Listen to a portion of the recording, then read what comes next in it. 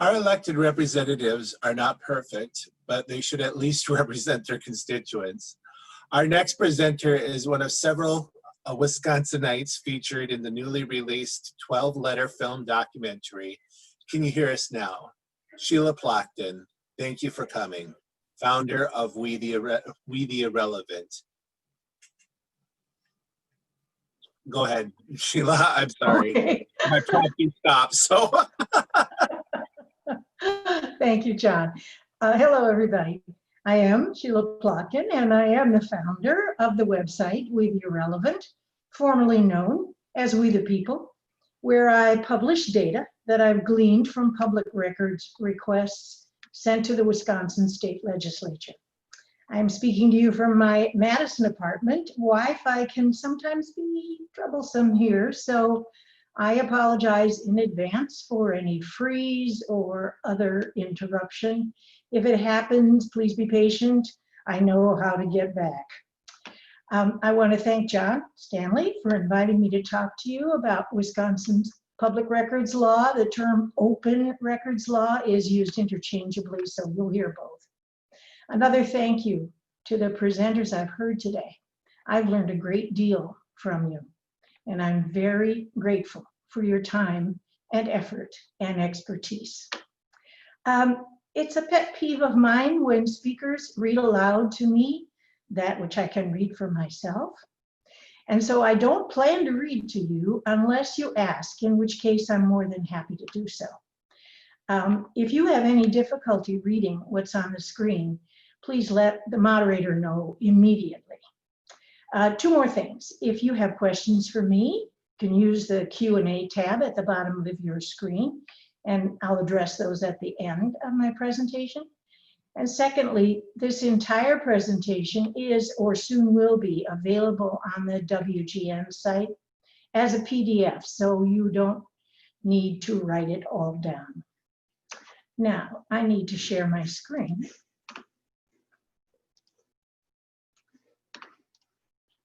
There we go. Is that visible to everybody? It is to me. I can see it also. Okay, great, thank you. Let me just play with this a little bit because it's now blocking. Okay, well, I'm going to get rid of this then. Hang on. Okay, sorry about that. Okay, here's what I intend to cover in this presentation. You'll be glad to know that I don't plan to talk for the entire hour. Barring any technical glitches, I hope to use maybe half an hour, maybe a little bit less, leaving the remaining time for questions and discussion. Let's begin with some fundamentals of the public records law. Text on the next 3 slides comes directly from the 2019 Compliance Manual, printed for government officials and agencies, and intended to explain both the law and their responsibilities to it. Sorry.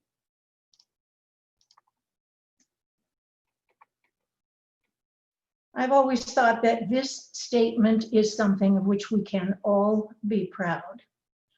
As you read it, think about the impact it has for our democracy.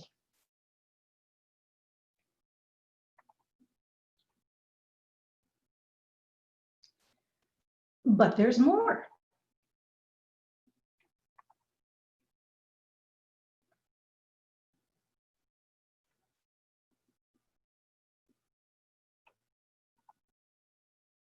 And this one. The highlights here are purposeful. In fact, I've used these quotes from the manual repeatedly with legislators whose interpretation of both the letter and the spirit of the law differs from mine. The phrase routine duties suggests that my taxes and yours are already paying staff and the legislator for fulfilling their responsibilities in this regard. This citation has been among my go-to responses when a legislator has demanded payment in advance. A presumption of complete public access is self-explanatory, but that doesn't mean that legislators and agencies don't need occasional reminders. And finally, the exceptional case where access may be denied is narrowly defined in the manual. I don't have time to go into it, but the important thing to remember is that such a case is very rare and unlikely to apply to you. And here's another important thing to remember. Public records are just that, public. They belong to us. In my experience, those few legislators who would rather not be bothered by public records requests occasionally forget this principle. They tend to behave like property owners defending their boundaries.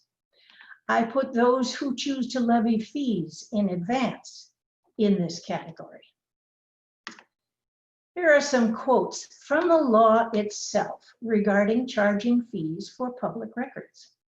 Note that every clause says may, not shall. It's clause E that I have come to believe matters most to individual citizens acting in the public interest. The legislators who wrote this law in 1982 gave themselves the right to decide whether to charge. So when a fee is levied, I always ask myself, why? Why did they make this choice? What's their motive? The compliance manual explains clause E this way, and the key word here is discretion. Charging search and retrieval fees is a device that some legislators use or threaten to use. I have paid for records only when I was temporarily disabled and needed them mailed to me. This is an issue which neither the law nor the compliance manual address. I see a difference between requesters. Think about whether you do too. For example, a media outlet or a law firm with a large investigative budget versus a private citizen acting in the public interest. Should the law recognize this difference? Should private citizens acting in the public interest be protected from fees?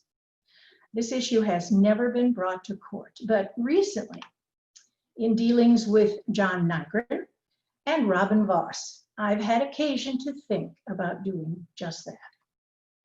Now, I'd like to move on to why one would use the public records law. Quite simply, one uses it to find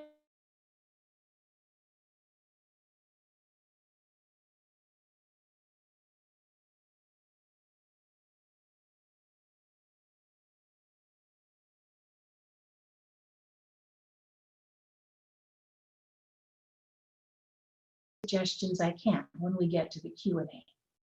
In the meantime, here is how I began.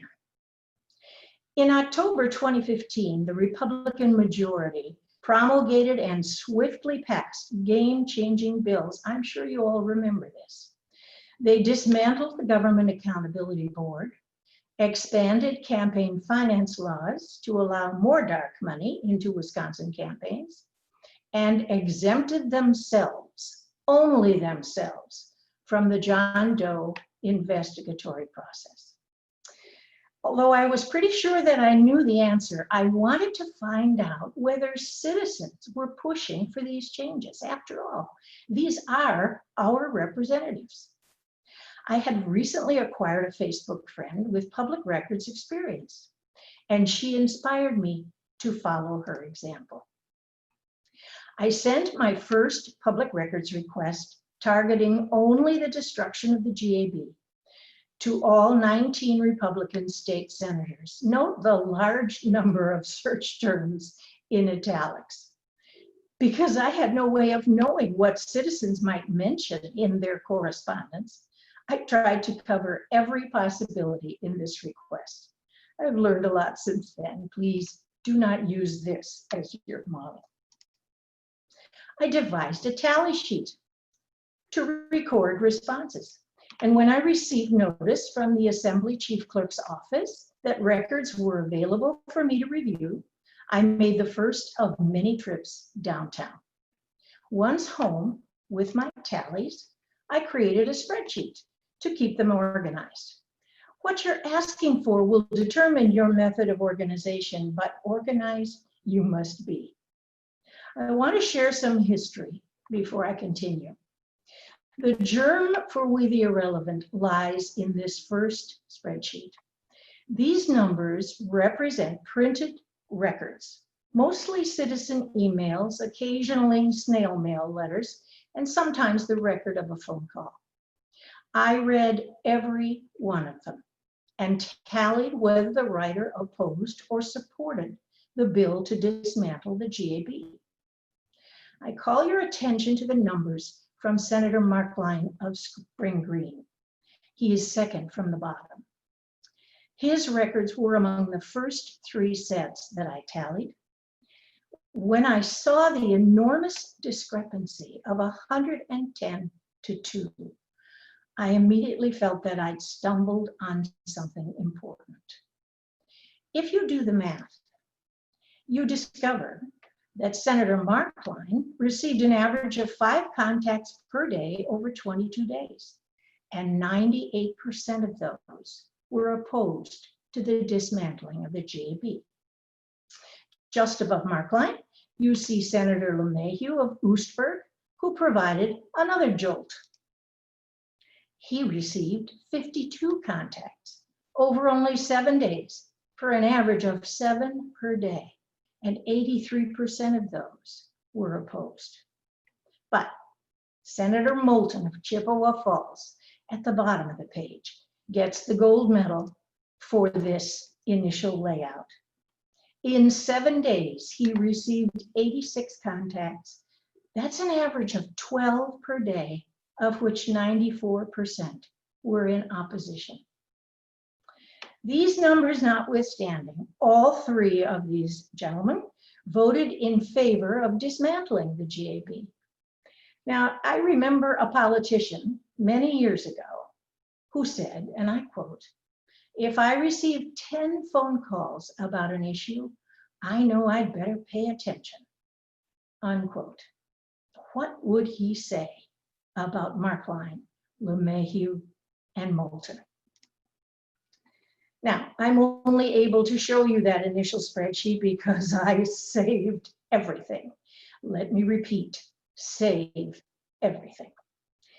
And while I'm on the subject of saving everything, I want to share another story about asking for electronic records rather than printed ones, something I've learned from experience and something you will want to remember. When I queried the entire legislature about the lame duck session in December 2018, I asked for electronic records exclusively. I knew the volume would be enormous and that the ice-covered sidewalks between the parking garage and the chief clerk's office would be too dangerous for me to navigate. 14 Republicans, led by Speaker Voss, refused to comply. In total, they generated 7,877 pieces of paper, which languished in the Assembly chief clerk's office because I could not get there safely and I would not pay for the postage to have them mailed to me. They continued to refuse, so I tried Wisconsin Nice. I'll let you read that.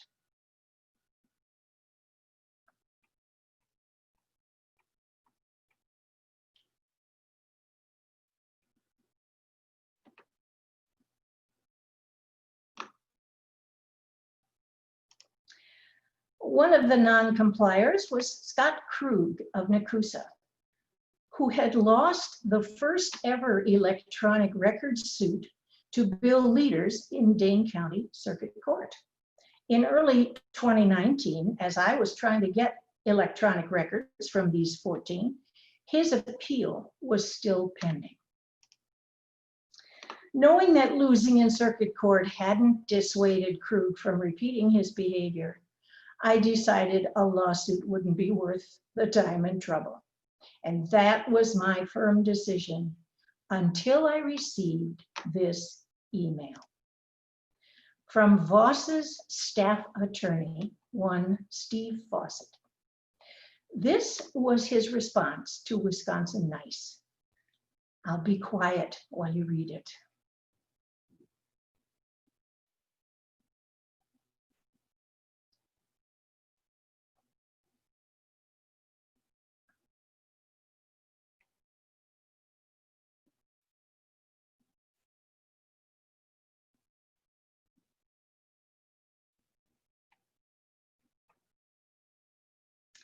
I'll remind you that he had been told repeatedly that I physically could not get to the assembly clerk's office, and that I had asked specifically for electronic records. Can you feel the contempt in his words? I sure did. I was as angry after reading this as I have ever been, literally shaking and looking for something to throw. I wouldn't have been surprised if his closing had read, "Who the hell do you think you are? Sincerely, Steve Fawcett." I filed suit in April 2019, determined to teach them a lesson. In June, after the Court of Appeals unanimously confirmed Bill Leader's win in circuit court, they settled, paying all of my legal expenses, and I got my electronic records. Remember that Fawcett accused me of spending considerable tax dollars, legally forcing these legislators to do what all of their colleagues did and what they should have done at the outset, cost Wisconsin taxpayers $26,000. Out of concern for those taxpayers, I refused the $1,400 in damages to which the law entitled me. The moral of this story is, if you ask for electronic records, the law now says that whomever you queried must comply. So we've talked about what the Public Records Law says and why you might want to use it. It's time now to think about how to create your first public records request. So let's get to that. Remember this? My first attempt? Well, there was more to it, a lot more. There was this. You don't need to read it. And this. Can you say overkill? I now realize that the woman who sent me her public records request template was more than a little compulsive about crossing T's and dotting I's.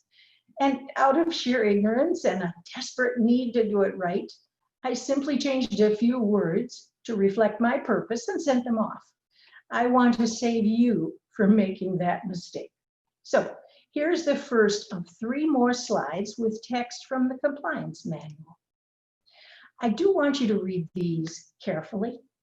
They will save you a great deal of time and typing. Take your time, but remember, I'll make this available as a PDF.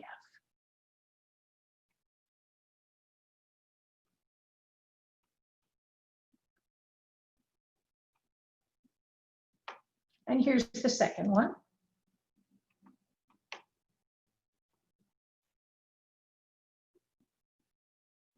And one more.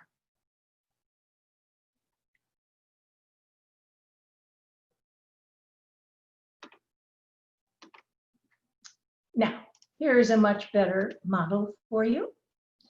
It's my most recent public records request from May 2019. You notice any difference between this one and the first one? Yeah, so do I. It's a lot shorter for starters. This is the entire request. And if you wanted to use this as a model, I'd recommend substituting your own language and terms where you see the highlights. If you find any of it unnecessary, feel free to toss it. Remember, the law places very few burdens on the requester when it comes to how you ask. I'd like to take this particular request apart for you. Recall that I said I often quote the compliance manual? There's a reason for that. I want them to know that I know what it says. I want to remind them in case they've forgotten or in case their staff is inexperienced. In these paragraphs from May 2019, I needed to reinforce the history of the electronics issue. I also want to cut them off before they consider charging me a fee. But as we've seen, that doesn't always work. And here's another example. I never got Nygren's records because I refused to pay his ransom. Now, let's do a quick review. I've shared information about the law, some of my history using it, and talked about why you might want to use the public records law to gain information from an agency or an elected official. You've learned what the compliance manual tells records custodians about the law and their responsibilities to it, and why good record keeping matters. You've seen both a poor and a much better example of a public records request. Now I want to take a closer look at what the compliance manual says about language and format. The two most important ideas here are highlighted for you. The rest of it is really not that important. But let's look at the other paragraphs from the manual. My requests are always in writing because I want a record of them. I also want a record of the response and certainly of the resistance if there is any. Without all of my records scrupulously saved, I wouldn't have been able to file my lawsuit. You can certainly make a public records request by phone, but I have never done so and I do not recommend it. I suppose there could be a good reason to remain anonymous, but again, I've never done so. And as for stating the purpose of the request, I've done that only on 1 or 2 occasions when I was trying to convince a legislator not to charge me a fee. Under that circumstance, I've included this sentence: I am a senior citizen trying to perform a public service. I'm very careful to be specific as to subject matter and length of time. It is never a good idea to just ask for everything the authority has ever received or seen on a subject. That opens the door to excuses like undue burden and disruption of normal business. And as for form, I've developed my own over the years, as you've seen, and I'm comfortable with it. But I am not suggesting that other formats wouldn't work just as well. If you think carefully about what records you want, and if you have that firmly in mind, it's fairly easy to describe them for the authority you're addressing. Now, let's talk about resistance. I've certainly had my share of it, but again, those who resist are in the minority. Would you encounter it? Possibly. I've made it a practice to be Wisconsin nice in most of my exchanges with legislators and or their respective staff members. Except in a few cases, you remember Steve Fawcett, I believe that has paid off. For example, sometimes the only response I receive is the pro forma one that acknowledges my request and tells me they're working on it. I wait a couple of weeks for the records themselves. And if they don't come, I send an email saying, I know how busy the office is, how easy it must be for things to get lost, and that this is merely a friendly reminder that I submitted a public records request on such and such date. This approach nearly always yields an apology. Sometimes the apology is accompanied by a statement saying that they thought they had sent the records or that they've been particularly busy this month, etc. It's unusual not to receive records after this sort of polite exchange, but as we've seen, there are exceptions. Here is an early and egregious example of resistance made even more offensive by the fee accompanying it. This 2016 request related to bills on public education funding and management. Representative Jeremy Thiesfeld of Fond du Lac was the chair of the Assembly Committee on Education. I had testified against the first bill he introduced after his election, calling him out for his parroting of ALEC soundbites. Perhaps that had something to do with his response to my request. Note that he offers me a refund.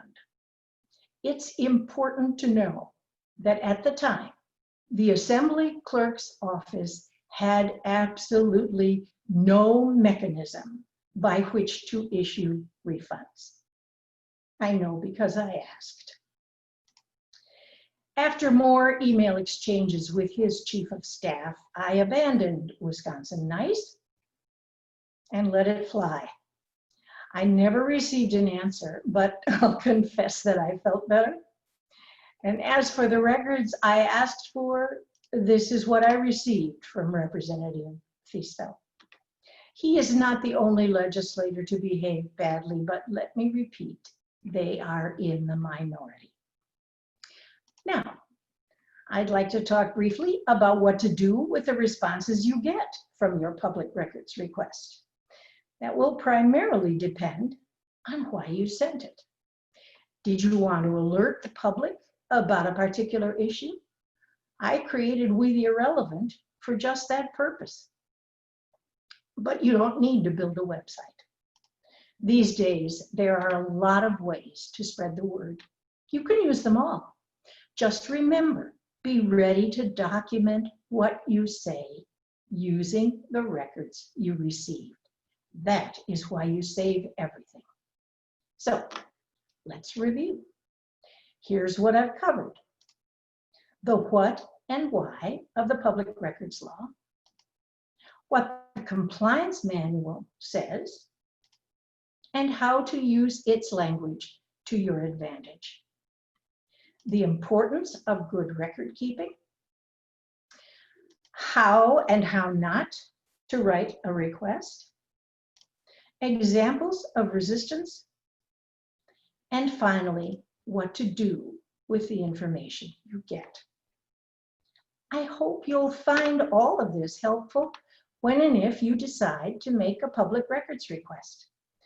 If you think the task is daunting, please take comfort in the fact that when I began, I had absolutely no clue what I was doing and no inkling of where it might lead. And now, 5 years later, I have a website with more than 250,000 unique visitors, a Facebook page where posts sometimes reach several thousand people, a collection of records that documents what most voters already believe, that our elected representatives no longer are responsive to what we the people want. And now, being one of 4 Wisconsin women featured in a powerful and inspiring documentary that tells the stories of Wisconsinites like you, determined to revive the democracy that once made us so proud to live in this state. It's been quite a journey. I'm happy with what I've accomplished and pleased, really pleased, to be able to share what I've learned along the way. Thank you for your attention. I'm looking forward to your comments and questions. Have we got some?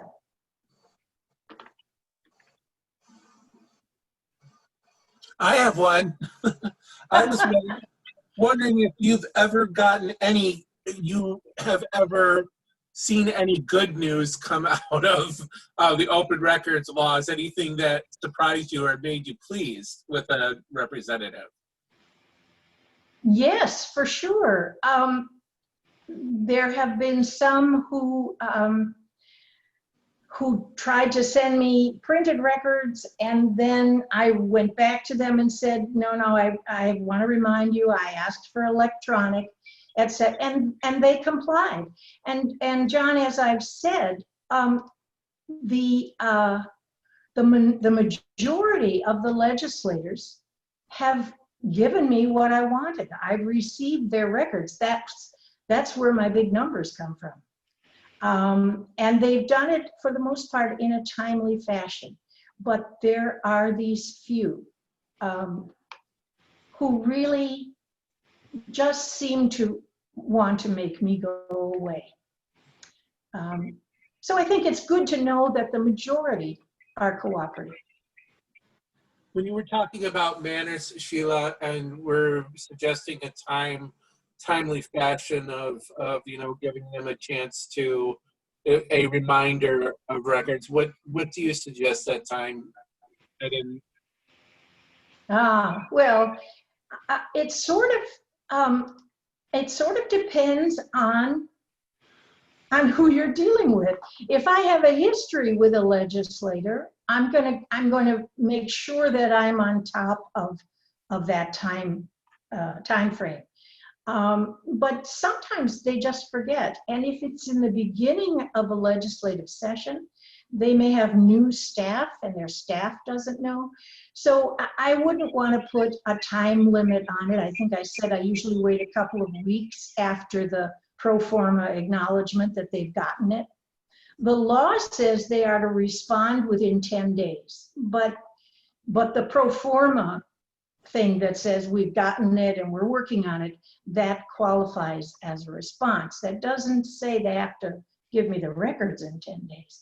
So the process can take quite a long time, but I don't think it's realistic to slap a time frame on it, because they're all so different. You're dealing with 132 different people with staffs of varying experience, etc. Yeah, I went, excuse me, this is Aaron. Hi. Hi. I went down this road once, I remember, and maybe twice. And I can remember asking in the process, what was it that they were required to keep on file? Because you can request anything that they do that they have kept, but they're not, according to this discussion, they weren't required basically to keep anything. Yes, that is unfortunately true. My focus has always been on citizen correspondence. And what I've learned is that you may know that if you contact your legislator, they want you to tell them where you live. They want to know if you're a constituent. Their definition of constituent is, can you vote for me? And they want to know if that's who you are. And they will keep those emails. But if they are in a situation as with the lame duck or some of these other issues that garner statewide influence, what they receive from people outside of their district who cannot vote for them, they toss it. And they're allowed to. And that's something else that I think ought to be changed. And I'll just add this. My definition of constituent includes the entire state of Wisconsin constituency. Why? Because the decisions they make affect all of us. And their concern with only the people who can vote for or against them is self-serving and has nothing to do with meeting the needs of the people of the state of Wisconsin. Yeah, I agree with that. I've had trouble too with, just asking for information from the district representative right next to me that borders me. Mm-hmm. It makes no sense to me that they could refuse that. I was also a little confused about can they charge everything? You didn't get, like the one with Nygren, you weren't successful because of how much he was charging. Correct. So how much leeway do they have there? Oh, well, I've had experiences that range from, as you saw with Fiesfeld, hundreds of dollars in advance. I mean, that was just stunning to me, and I was new at this at the time. And he never sent me anything. Whereas Nygren has on occasion sent me records, but in that instance, I queried the entire Joint Finance Committee. I was asking them about what they were hearing from people about funding public education. And all the rest of the committee gave me their records, no charge. Nygren, who's the co-chair, along with Alberta Darling, he wanted me to pay him $100. And I'm not the only one. Bill Leaders ran into a similar situation with him, asking him for particular records. And he wanted Bill to pay him $300 or some ridiculous amount. So rarely, in fact, I would say never have I seen an itemized statement. If they want to charge me, they can say, well, it's going to be 20 hours. I think as Fiesfeld did. That's ridiculous. And here's the, but it's never been itemized. And for him, for example, to say he's going to give me a refund was ridiculous. There was no way that was going to happen. So they can pretty much do what they want. And to John's previous question about what could I feel good about, most of them don't even bother. They do it. They send you their records. And that's a good thing. It's the ones who don't, who give the whole process kind of a bad name. I'm actually a little surprised that any of them respond except for the most mundane requests. I mean, if they can hide behind not having to keep records and charging you for the ones they do keep, I don't know why they, to be honest, I mean, I'm not in favor of it, but I'm given what happened with the redistricting in 2011 and trying to get those records, I'm surprised that there's anything they give. I understand you're surprised about that. I would remind you of what happened on or about the 3rd of July in 2015, when Robin Vos announced that the legislature was going to consider cutting the open records law off at the knees and imposing even more limits on what you could ask for and what they had to keep. And he was literally buried in phone calls and emails within a 24-hour period. People said, "You've got to be, this can't happen. On the 4th of July, you're doing this?" And he backed away. I never believed he wasn't going to come back at it, but he never really has. And so I think somehow or other, this feels to many of them, even to Robin Vos, like a third rail. And now that the court has come down, the appeals court has come down unanimously in favor of electronic records, they're looking for other ways to obstruct without violating the law. And charging, as I said, is something they get to decide. So I kind of think that I'm probably going to see more invoices than I've seen in the past. I've had some interesting experiences with invoices, but as I said, I've never paid any. I made up my mind at the outset, I would never pay for a public record. I mean, that's an oxymoron. So I wasn't going to do it. And again, I only ever paid when I needed them mailed to me, and that cost a fortune. But they do it because I think they do have a genuine fear that this idea of open records, of an open government where people are entitled to know what you've been up to, I think that worries them. Now, if they maintain power, if we can't take back at least one of the chambers of this legislature, I don't know I don't know that will continue, that fear of touching this particular thing. I can't predict that. I don't know. Well, I think we know they're going to maintain the majority, at least in the assembly, for sure. And some of the best information that came out of those record requests or Freedom of Information Act, I don't remember which, of the redistricting was actually sent by accident. They actually included some spreadsheets that weren't requested, that really reveal what they were doing. And can you explain them?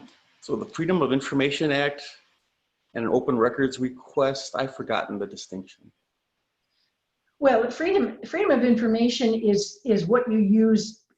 As far as I know, I've never couched my requests in that, because that's the federal. That's how you can get stuff from the federal government. But when you have an open records law, like the state of Wisconsin does, and you want to query state legislators and agencies, that's what you use. So I've always quoted that law. I probably could accomplish something similar using freedom of information, but that's not how I began, and so I've never done it. I am aware that the Congress gave itself permission to not keep correspondence. So you cannot get that, for example, from Ron Johnson, who likes to say he's doing what his constituents have asked him to do. But if you wanted to get emails from him, you can't do it because he's not required to share that with you. That's at the federal level. Wisconsin is much better off in that regard. But again, they have tried to weaken this law, and I think they'll probably come back at it again at some point if they can figure out a way to do it that won't get everybody riled up again. Can I ask Sheila a question? Go Sure. for it. Go for it, Nate. I'm sorry. Go for it. Sheila, I wondered, thank you so much for this presentation. You're doing great work, always, of course. My question is this. Have you had any contact with candidates who are running as challengers against some of these incumbents? Has anybody requested information from you? They didn't have to request it, Nate. My most recent project was to put together a 2-page summary of every incumbent's numbers. So there's an incumbent, I sent an open records request. They got X number that said, don't do this, and this number that said, do it. And I added a column, how did they vote?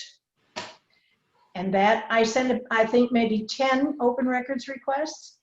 And so there are 2 pages that show opposed, in favor, and how the legislator voted. Every Democratic challenger to a Republican incumbent, whether Assembly or State Senate, has received a link to that record. And so they all have the information. I've heard back from some of them. One of them, I can't remember anymore which one it was, said to me, "You have made my life so much easier." So yes, I have done that. And there's a whole, all of the information is on the website under a tab, I think, that says how they voted or how did they vote. And if you know what your Senate district is, you can find who's running in that Senate district, both the senator and the 3 reps. If you only have a name, there's an alphabetical list for the incumbents. So there are a lot of ways to gain that information. And I have, as I said, I've heard from some of the Democratic challengers. 2 of them I haven't been able to reach because they seem to have no way to get in touch with them, which has been frustrating. But I think there were 55, 57 of them, and they've all, except for those 2, they've all gotten that information. That's great. Yeah, you're so proactive, Sheila. Thank you. Do you know specifically, did Chris Marion communicate with you? I can't remember if I heard from her directly, but she certainly would have gotten Yeah. the links. She's the 51st Assembly District. Yeah, yeah. They all, as I said, they all got it. Once the August primary was finished and the names on the ballot was settled, then I went and found all those names and I had the list, and then trying to find out how to get in touch with them. Some of them didn't have a website, blah, blah, blah. Yes, it took about several weeks to get it all done, but it's finished now. So it's all, each of them has it. Great, thank you. Kudos to you again, Sheila. That's Thank you, terrific. Nate. And to you. And to you. Thank you. This question may not be entirely on topic, but you know part of what I was trying to do was find out how many ALEC bills had gone through. Yeah. Do you have suggestions on how to do that? How one might do that, or who might contact to do that? So basically what you want to know is, where does this legislation come from? That's what you would want to know. Which bills Yeah. that have gone through, or even maybe a couple that didn't, were actually ALEC? Good luck. You know, as I said with Jeremy Thiesfeld, when I testified against his education bill, which was a fiasco, he didn't know what he was doing. And I had read on his website a quote from ALEC about his opposition to public education, one size fits all. That made me really angry. But anyway, I don't know how I mean, they would make some changes. And it may just be that if you remember that in 2010, a lot of state houses went to the Republicans. And Right. it was after that these bills began popping up across the country. And there's similarities, the Castle Doctrine, the Stand Your Ground, the voter ID, those were all coming out of ALEC. And so you might start with just Googling first, because I have a feeling that there isn't, I'm not sure I can think of a way you could word a request that would get you the information you want. Yeah, yeah. I don't know how you could ask them. Right. You know, what they were using was, I'm sorry, Chris, what they were using, I had read about, was they're actually using the software that professors use to see if their graduate students are plagiarizing. Oh. And they were finding, you know, which would find a percentage of similarities. Right. And Right. they were doing this and finding ALEC bills, but I would have no idea myself on how to do that or get access to someone who's doing that. Yeah. Center for Media and Democracy has a website for that. It's called ALEC Exposed, and they have tracked all of the ALEC bills. I'd forgotten about that, Chris. Thank you. Media and Democracy? Yeah, Center for Media and Democracy. They do great work. Lisa Graves was heading it at that time. I could send you a link about it. Okay. And Erin, if you had the information, if you had the numbers, if you had quotes, etc., I'm still not sure how you would word a request. Yeah. Would you ask for records of their having attended ALEC meetings? You might have to ask for email exchanges between them and representatives of ALEC. That's a possibility, but the time frame would be working against you, because we're talking about, I mean, there may still be legislations coming out of ALEC, and the Center for Media and Democracy might be able to tell you what that is. But if we're talking about what happened between 2010 and 2014, or those things are long gone. Yeah. I mean, those records are not going to be around. But I think it's worth thinking about how could you word it so that you would get what it is you're looking for. Because I couldn't just ask, you know, anybody from ALEC, I'd have to know Yeah. sources that they might have used, you know, like have to be more specific. Well, Chris Taylor used to go to those meetings, and so you might contact her and see if she could give you some ideas. I always admired her fortitude to be able to go there and listen to what she had to listen to. And before her, it was Mark Pocan. So those are two possibilities you could ask. I'm sorry, what was her name again? Chris Taylor. Krista, oh yeah, okay, yeah. Yes. And Mark Pocan, who she took his place as the member, the Democrat from Wisconsin. So either one of them might be able to give you some advice on that. Okay, thank you. Can I ask one more little question? Fine with me. Sheila, I may have missed this because I had a call that interrupted my listening to your presentation, but and then maybe Chris is the one who will handle this, but your website and that information is going to be disseminated to all of us as participants, is that correct? Chris? Yes, we're going to follow up with an email to all the participants, and we're going to include all the contact information for everybody that presented and any materials that they give us. And Sheila has asked me to make her PDF available, which I will be doing. Great, thank you. Just the contact information and this entire presentation, so that people didn't have to spend their time writing things down if they wanted to remember something. It'll all be there.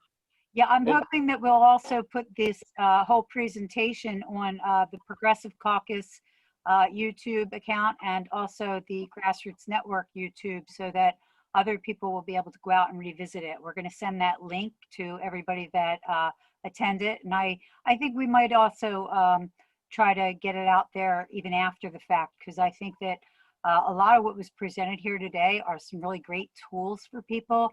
And we're so lucky to learn from what you all have done, all the work that everybody's poured into learning, you know, about open records and Nate signage and Dan with the video hub, and just, I mean, it's just really great tools. So we will make them available. Right. I'd like to make one more plug for the film. Can you hear us now?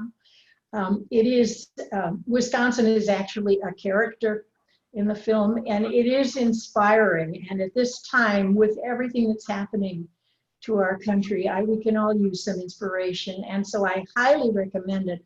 It is available on Amazon for a small rental, a few dollars, or I bought it for obvious reasons. And I bought it for less than 11 bucks, I think. So you can see it, and I recommend it. It will make you feel better. I'm sorry, I missed the name. What's the name of it? Can you hear us now? Okay. Sheila, I want to say you're just fabulous. And you're in one of my videos a couple of years ago in one of the presentations. And what you were doing and how you documented this, I'm just totally enthralled and humbled by your ability to do this and your passion around it. I'm working on a project that looks at the fair maps issue, and I'm zeroing in. I'm working with a couple of people very closely, and it's zeroing in on small areas around the state that looks at the before-after maps. And Bill Whitford is narrating the changes. And Bill Whitford is in the film as well. yes, yes. I'm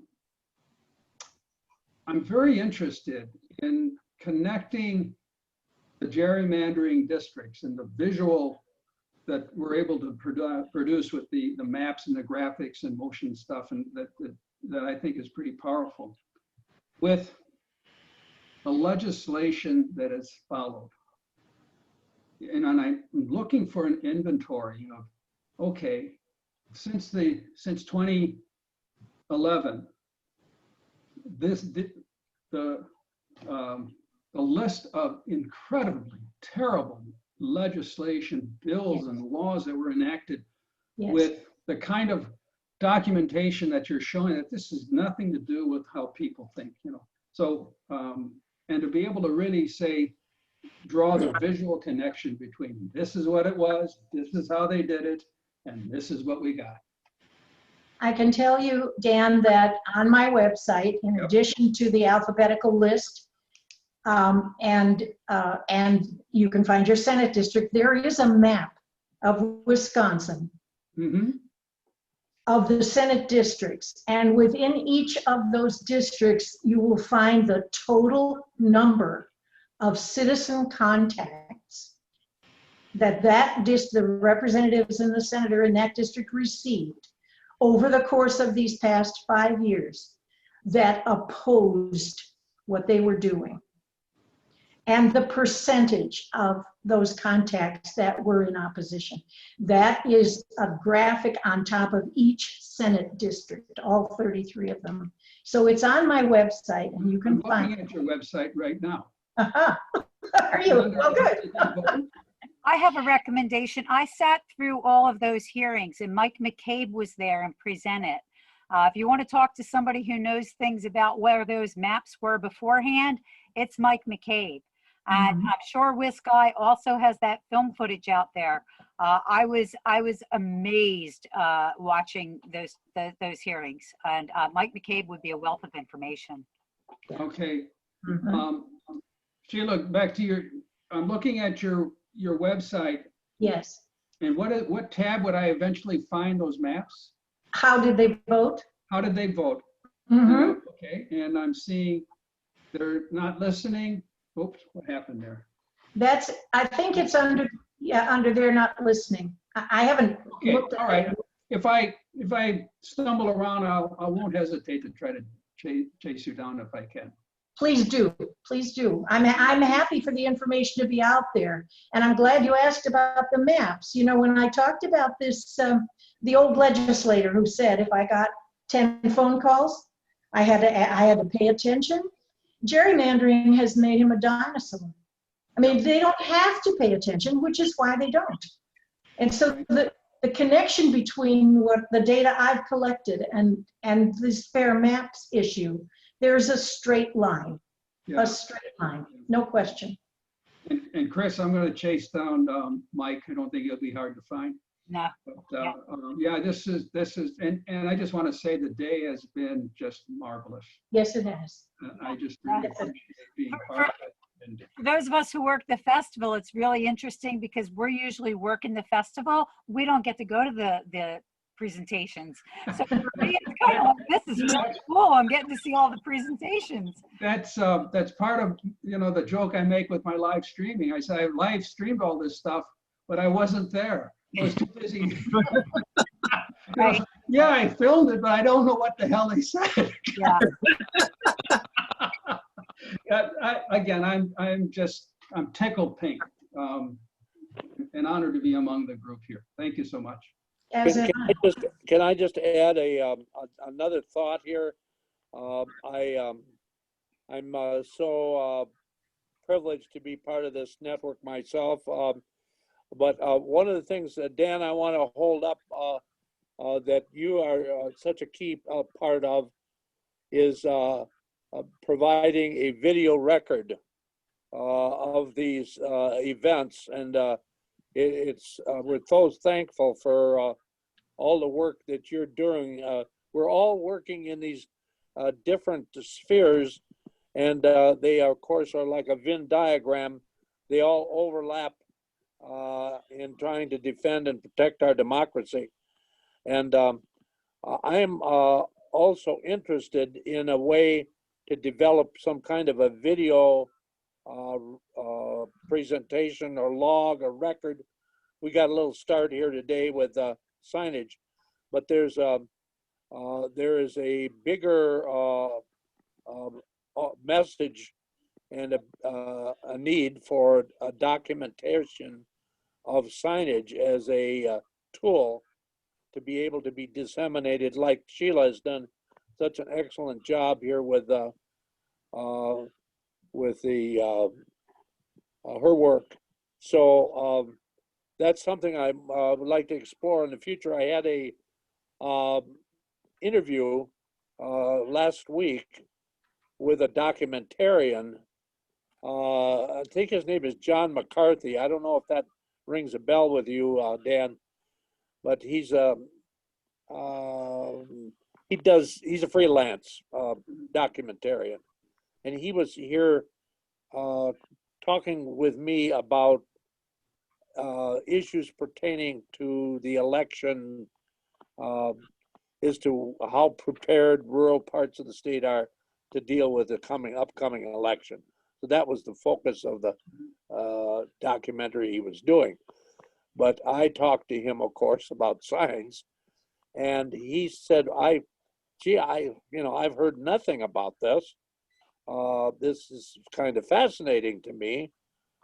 And so I'm hopeful that maybe he will come back and do some documentary on that subject. But I just think we should explore, Dan, in the future, if you have any opportunity or interest in trying to do some work, in that general area. I can say right off the bat, I'm totally interested. I loved your presentation, and I'm sitting here in Milwaukee Central City, and all I see is Biden signs. All right, and not that many, but when I go out just a few miles into the surrounding suburbs, all I see on a massive scale is what you're saying. There are Trump-Pence signs and these big, massive things. And your presentation, I think, just captured it so nicely. That your passion for these signs, I'm now seeing it through your eyes. And I'm driving through the countryside with my wife, and we're looking at all this stuff, and the Biden signs that do show up, man, it's like, yeah. So if I can be of any help, I'd be totally honored to see what we could do. Thank you, Dan. Sheila, I'm going to give you the last word because this is your session. So please, it is 3:51. Go ahead, please. Oh, thank you. I just wanted to share with Nate. Someone asked about what do you do with people stealing signs? And I saw something on Facebook I want to share with you. They had a Biden sign, and next to it, it said, "Every time this sign disappears or is vandalized, we make a $25 contribution to the Biden-Harris campaign. Thank you for your support." I love it. I thought that was brilliant. Anyway, I just passed that along to you for whatever it's worth. Thank you, John. Thank you. Sheila. And if anybody has a hard time finding Sheila, they can just listen, because she's also a raging granny. I wanted to point that out. Oh, yes. Thank you. And I do have Chris's phone number, so I know how to get hold of all of you. Good. We do have one more session too. Yeah. Yes. So I want to say thank you to Sheila for her presentation on open records law.